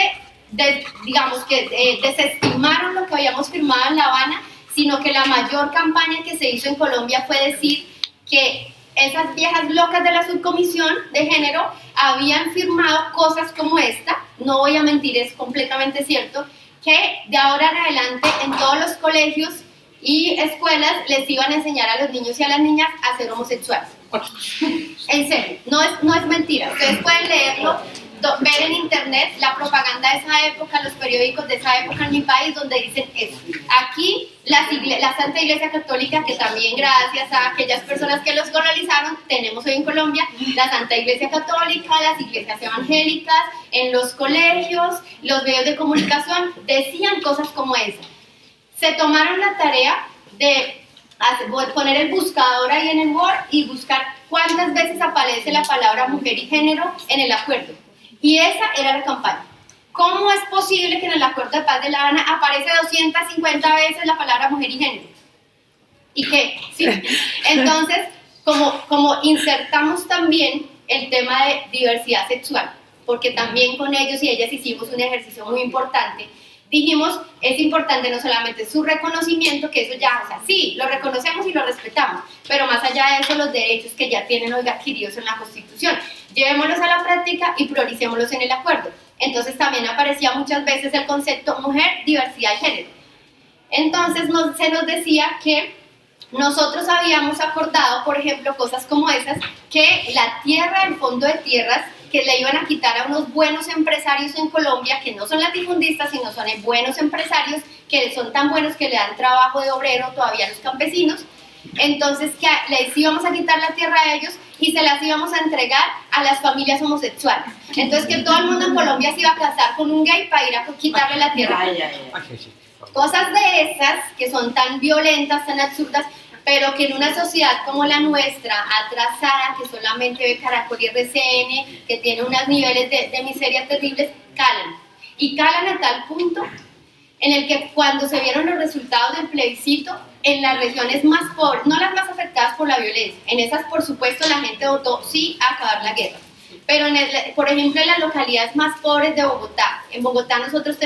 somos por todos más o menos 44, 45 millones de colombianos y colombianas, y en Bogotá tenemos más de 9 millones.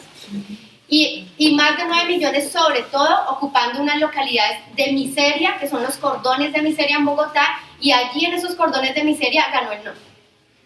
porque allí fue donde de manera más fuerte se hizo campaña por una cosa muy sensible, ¿sí? por ese afecto sensible que tiene la gente hacia el tema, por ejemplo, de la familia. Entonces, la FARC firmó con el gobierno que la familia colombiana se va a destruir. Entonces, aquí el que quiera ser homosexual y aquí se les van a dar libertades a ellos y todo se les va. Es decir, un discurso rampero, ridículo, absurdo, pero que cala en la mente de las personas que no leen un acuerdo de 310 páginas. Y todo por culpa de la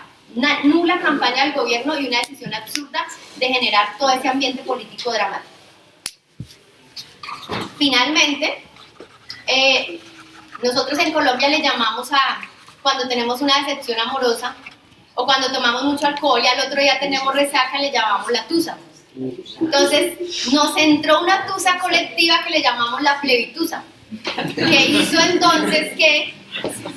la gente en Colombia comenzara a movilizarse, pero una movilización con lágrimas, una movilización con llantos heridos, una movilización desgarradora de aquellas organizaciones sociales y el pueblo que sí efectivamente estaba trabajando por la paz, teniendo en cuenta además que la votación por el plebiscito tuvo 65% de abstención. Entonces quienes votaron en Colombia fue muy poca gente, y esta gente que se había trabajado obviamente se conmocionó en las calles, hubo movilizaciones muy importantes, pero nosotros también en La Habana pasamos nuestra plebitusa, digamos, muy confusos también de esa nueva situación, pero también muy expectantes de ¿y ahora qué hacemos? Y ese ahora qué hacemos se resolvió en gran medida, y eso finalmente fue un ejercicio interesante, porque las organizaciones sociales, incluso aquellas, por ejemplo, ONGs feministas de derecha, que jamás interlocutan con nosotras, que sí sacan plata de la cooperación internacional para hacer proyectos de mujer y género, pero jamás salen de Bogotá de sus oficinas, esas mujeres que son teóricas de los derechos de las mujeres nunca habían hablado con nosotras, porque para ellas las únicas interlocutoras válidas eran las mujeres del gobierno, porque nosotras éramos unas terroristas a las que nos violaban todos los días, unas sumisas que no nada que ver con nosotras. Pues llegaron a La Habana a buscarse. Y llegaron ellas, y llegaron otras organizaciones de diversidad sexual, y llegaron iglesias, y llegaron algunas personalidades de la Iglesia Católica interesadas en el acuerdo a decirnos a la delegación en pleno: ustedes no pueden menguar en este esfuerzo. Si es por el gobierno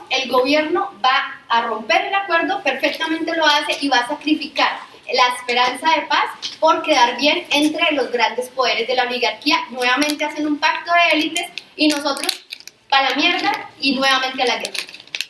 Pero nosotros sabemos que ustedes sí le van a apostar a eso. Entonces eso fue también muy importante en cuanto al reconocimiento que teníamos nosotros también como el otro que está discutiendo, y sobre todo el otro que sí se está pensando esa transformación del país. Y más interesante aún lo que sucedía era que se reunían con los plenipotenciarios de la mesa y siempre todas las organizaciones que iban y las personalidades decían: queremos hablar con la subcomisión de género, cosa que nunca había pasado. Es decir, nos pasó la plebitusa con trabajo porque se nos vino todo el mundo a hablar con nosotros. Y entonces, uno, querían saber qué era lo que habíamos hecho, ni siquiera se habían preguntado eso. Y dos, de qué manera podíamos arreglar el asunto de tal manera que pasara, si se quiere, ante la sociedad colombiana como un acuerdo que no iba a afectar la familia, que no iba a convertir a todos los niños en homosexuales con una pistola magnética, como decían algunas lideresas religiosas. Entonces, hicimos un ejercicio de acuerdo con ellos y ellas, en el que dijimos: si algo no vamos a retroceder, son los derechos que ya tanto las mujeres como la diversidad sexual tenemos en Colombia, o si no, ya apague y vamos, no tendría ningún sentido eso. Pero podemos, por ejemplo, tranquilizar a esos sectores en la medida en que podemos organizar también el lenguaje de tal manera que, digamos, se profundice un poco más en la explicación y se entienda que eso no es lo que vamos a hacer. Finalmente estuvimos de acuerdo y llegamos a un consenso que nos parecía lo más interesante, y es que dijimos: perfecto, no vamos a sacar cosas que les parece a ellos que no están bien, pero esas mismas cosas nos las vamos a ganar en la movilización juntos y juntas. Es decir, nos hemos hecho un compromiso en el que esa nueva adquisición de derechos y reivindicaciones la vamos a hacer de manera colectiva, sin importar que unas seamos comunistas revolucionarias y otras lo que quieran ser. Ese, digamos, fue lo más importante de todo ese proceso. Y finalmente cerramos el acuerdo otra vez con un total de 144 disposiciones de género, que es lo que hoy tiene el acuerdo de paz. 144 disposiciones que son, en la práctica, la priorización en programas, en cualquier beneficio que otorgan los acuerdos de paz en cada uno de los puntos de la agenda. Por supuesto, eso no resuelve los problemas en Colombia de las mujeres, pero sí dijimos, se abre la puerta de entrada. Uno, para que las mujeres participen de manera directa en la producción en el campo. Porque el acuerdo reza, para decirles ejemplos muy concretos,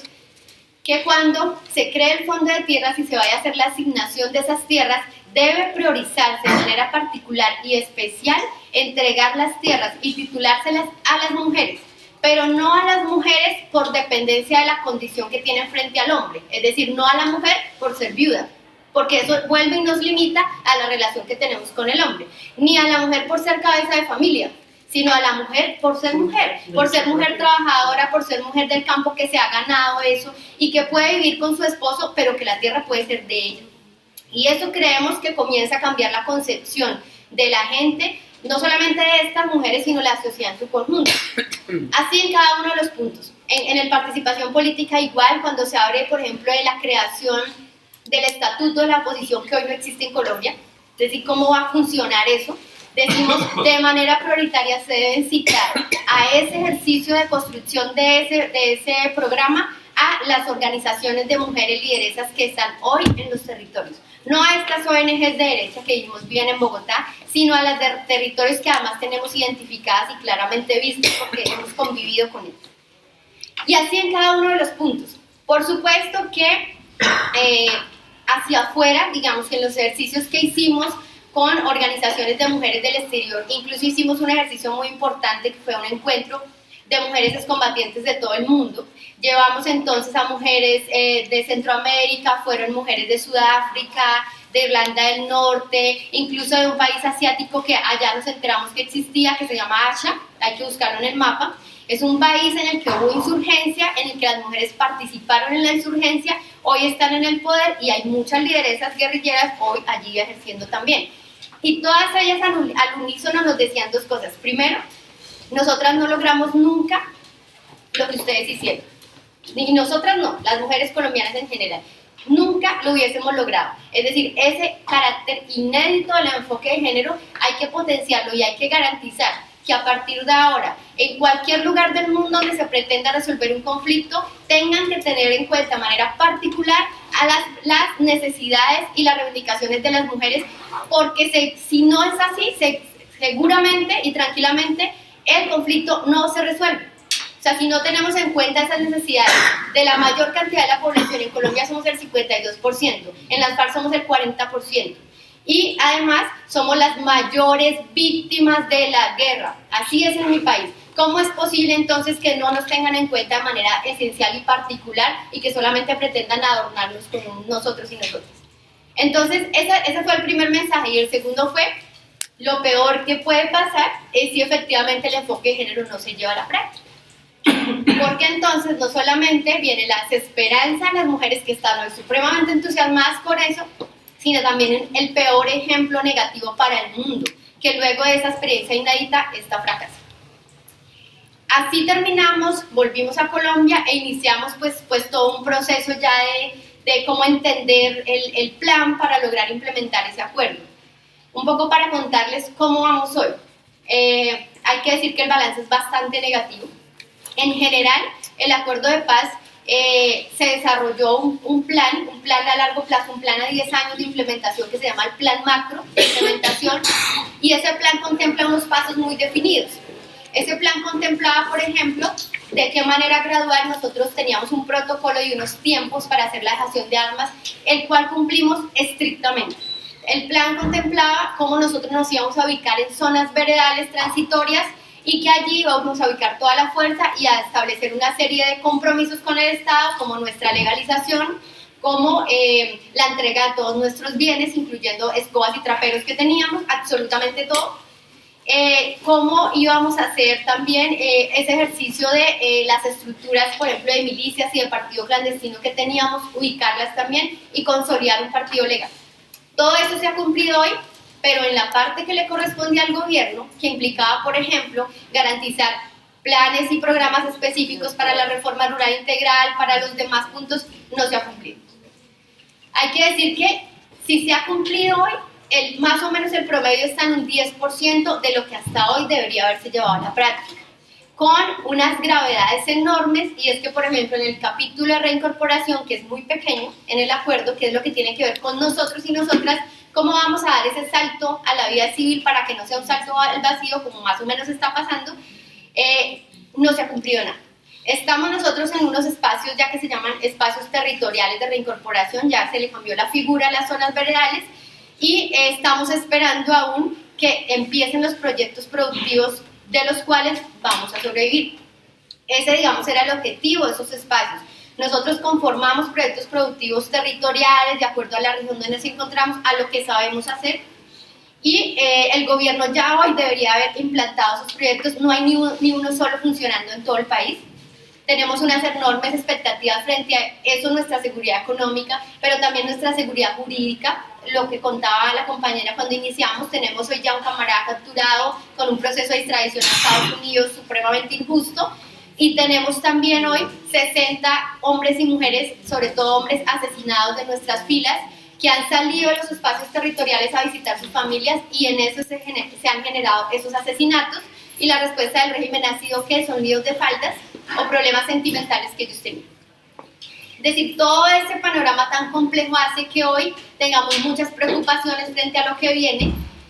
preocupación que aumenta más teniendo en cuenta que estamos a puertas de una elección presidencial. En un mes se elige presidente nuevo en nuestro país, y tenemos dos campañas de ultraderecha cabalgando sobre la consigna de hacer trizas los acuerdos. Ese es el objetivo fundamental, sobre eso están trabajando. No hay tampoco algo muy importante que tenía que pasar ya, que era una reforma política que permitiera volver volver transparente el ejercicio electoral en Colombia. Es decir, hoy todavía en Colombia las elecciones tienen que ver con corrupción, compra de votos, violencia, amenazas, tiene que ver con la discriminación, porque en las regiones apartadas de Colombia hoy todavía no ponen puestos de votación,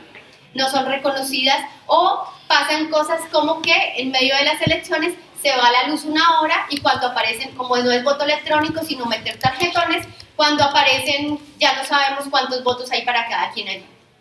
Cosas de esas pasan todo el tiempo, y por eso las elecciones que al Congreso y a la Cámara y al Senado que acabamos de pasar fueron marcadas por esta misma problemática que estamos diciendo, y seguramente van a ser tal cual en las elecciones a presidencia. Eso nos preocupa mucho, no porque nosotros tengamos un plan B o no porque nosotros vayamos a retroceder en la decisión política que tomamos. Nosotros vamos a seguir efectivamente por la lucha por la implementación de ese acuerdo, es la bandera fundamental de nuestro partido, pero sí decimos hoy, necesitamos exigencia al régimen colombiano, no al gobierno, porque nosotros no firmamos un acuerdo con el gobierno, sino con el Estado, una exigencia al Estado colombiano que cumpla eso que se pactó, y que lo cumpla allí en el territorio y en cuestiones concretas. Entonces, para hablar del enfoque de género y lo que va, hay que decir que lo único que hemos alcanzado es conformar una cosa que se acordó allí, que es una instancia verificadora de la implementación del enfoque de género, en la que participan 9 mujeres de nuestro país, que son lideresas de los territorios y que representan las comunidades indígenas, negras, campesinas y obreras. Ninguna de nosotras está allí, son mujeres de las comunidades que deben vigilar a los 2 pasos que se cumplan, pero hoy no tienen que vigilar, porque no se avanzan absolutamente nada y han pasado simplemente unos informes de alarmas y alertas, no hay nada que hacer. Y a nivel internacional, el enfoque de género en el acuerdo quedó verificable, digamos, la instancia que lo verifica es, por un lado, Suiza como país vigilante, que hay que decir hasta ahora no ha hecho nada, y también una organización internacional que se llama la FEDIN, la Federación Internacional de Mujeres Demócratas, es quien a nivel internacional verifica el acuerdo. Ellas han estado en Colombia, han estado un poco al tanto de la situación, pero lo único que hay que verificar es que no se ha cumplido nada. Eso, digamos, en términos globales, pero hay unas cosas muy específicas en términos de reincorporación que para nosotras las mujeres farianas son terribles, que tienen que ver, por ejemplo, con nuestra reincorporación a una sociedad machista, patriarcal, la misma que yo dejé hace más de 16 años cuando me fui, en la que no tenemos derecho al aborto, como lo teníamos en la organización, en la que no tenemos derecho a la salud sexual y reproductiva, como la teníamos garantizada, y en la que nos vemos abocadas a esos mismos sistemas de opresión y de violencia sistemáticas que se producen en todas las esferas de la sociedad. Como eso no se ha hecho como tenía que hacerse, es decir, ese proceso de incorporación pasaba porque no solamente nosotras recibiéramos asistencia y apoyo en eso, sino que pudiéramos seguir potenciándonos como lideresas que somos en la organización a partir de proyectos productivos y organizativos. Eso no se ha dado. Hoy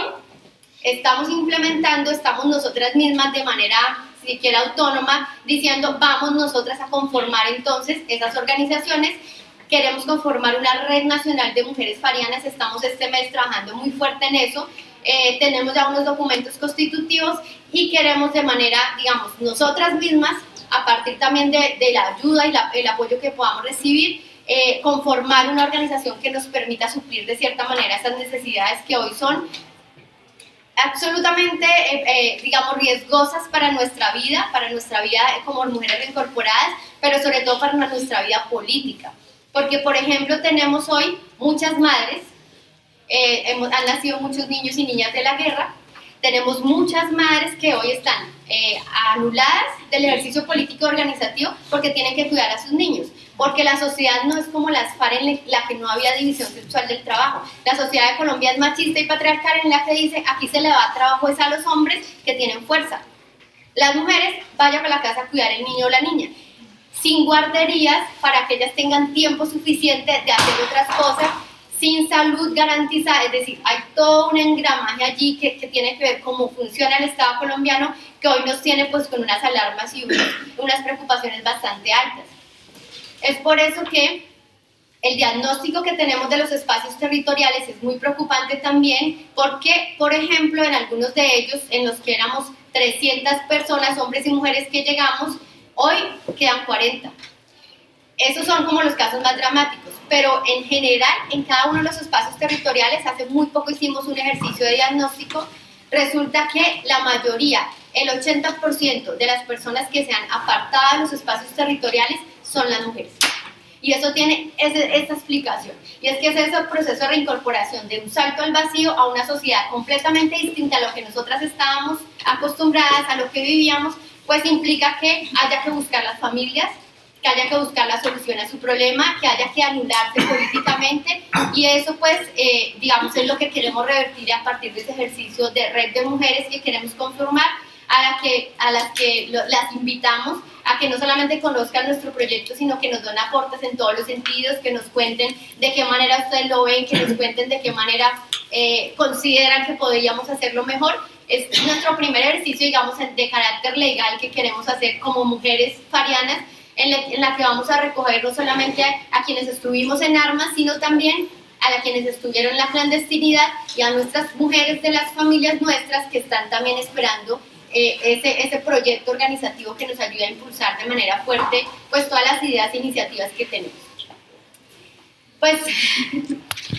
les quería contar todo eso, obviamente es una carreta muy larga, lo sé, aburridora, pero resume, creo yo, en lo más breve que puedo hacer, un poco la historia de mi país, la historia del proceso de paz y la historia de cómo nosotras hicimos ese ejercicio de la subcomisión de género, lo que logramos y lo que va hoy. Entonces, ahí en adelante, cualquier inquietud que tengan, un aporte, sugerencia, pregunta.